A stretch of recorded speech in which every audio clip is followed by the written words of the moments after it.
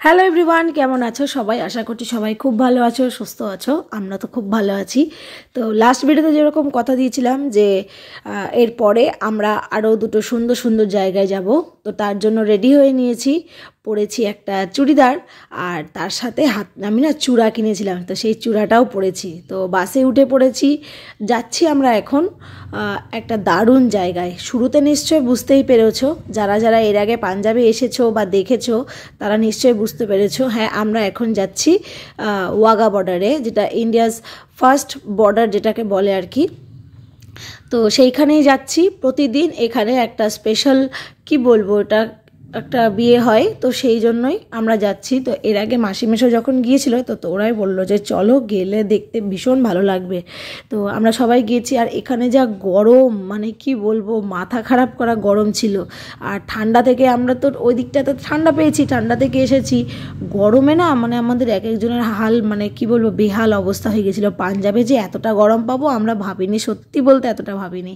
আর দেখো সামনে থেকে বিল্ডিংটা কি ভালো লাগছে দেখতে, আর তার সঙ্গে লেখা আছে ইন্ডিয়া।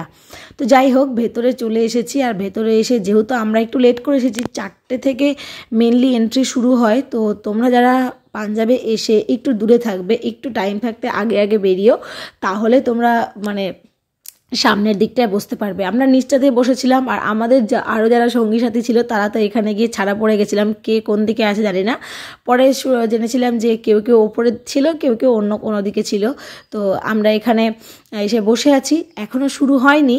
এখন ফার্স্টে কি বলবো, গানগুলো তো আর দিতে পারিনি কপিরাইটের ভয়ে, কিন্তু এত ভালো লাগছিল, সব আমাদের দেশের গান বাজছিল, আর কি যে ভালো লাগছিল। আর ওইখানে যারা যারা ইচ্ছুক তারা গিয়ে প্রথমে একটু আমাদের দেশের গানে নাচানাচি করতে পারে। তো সেই কারণেই ওইখানে সবাই দেখো অনেকে গিয়েছিল। আমার হাজব্যান্ড বলছিল, কিন্তু না, আমি আর এতটা নেমে যাব না নিচের দিকটায়, এখানেই বসে বসে এনজয় করি।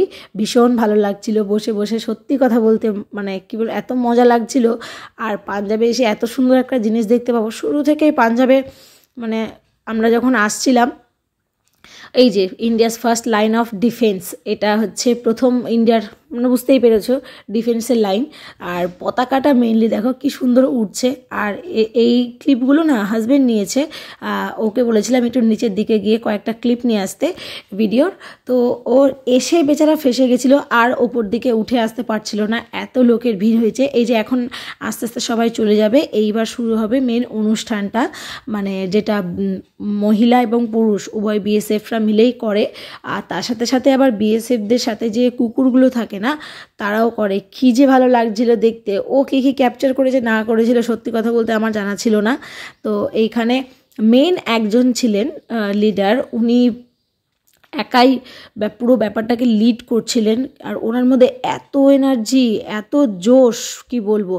আর একটা সময় না এই শোগুলো হতে হতে কি হয়েছিল, এই ইয়েগুলো মানে ইন্ডিয়া আর লাহোরের মাঝখানে যে বর্ডারটা আছে না, সেই বর্ডারটাকে খুলে দেওয়া হয়েছিল। এবার আমাদের সাথে আরেকজন যিনি ছিলেন উনি বলছেন, এই বিউটি এরকম গেট ফেট খুলে দিয়েছে, ভয়েই লাগছে বলো। তবে ভয়ের কিছু নেই, এটা যেহেতু প্রতিদিনই হয়। আর সত্যি কথা বলতে, তুমি যদি পাঞ্জাবে বেড়াতে এসে একবার এই জায়গাটায় আসো না, এই অনুষ্ঠানটা অ্যাটেন্ড করো, তোমার মনে হবে যে তোমার পয়সা উসুল, মানে কি বলবো, এত ভালো লাগবে, সত্যি বলছি। তো পুরো ভিডিও তো ক্যাপচার করিনি, প্রচুর ইয়ে ছিল, আর সবগুলো ক্যাপচার করলে ভিডিও অনেকটা বড় হয়ে যাবে। আর শেষে ঠিক 6টা যখন বাজে, দুই দিকেরই পতাকা একসঙ্গে নামানো হয়, নামিয়ে পতাকাটাকে যত্ন সহকারে নিয়ে যাওয়া হয়, তারপরে গেট আবার বন্ধ হয়ে যায়।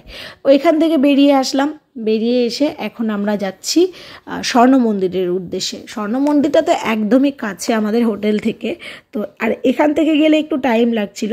আর এই দেখো পাঞ্জাব, চারিদিকে গমে গম, তো গমের ক্ষেত দেখতে দেখতে যাচ্ছিলাম। আর স্বর্ণ মন্দিরে গেলে তো জানোই মাথা পুরো ঢেকে যেতে হয়, তো আমরা এখান থেকে কিনে নিচ্ছিলাম মেয়ের জন্য আর হাজব্যান্ডের জন্য।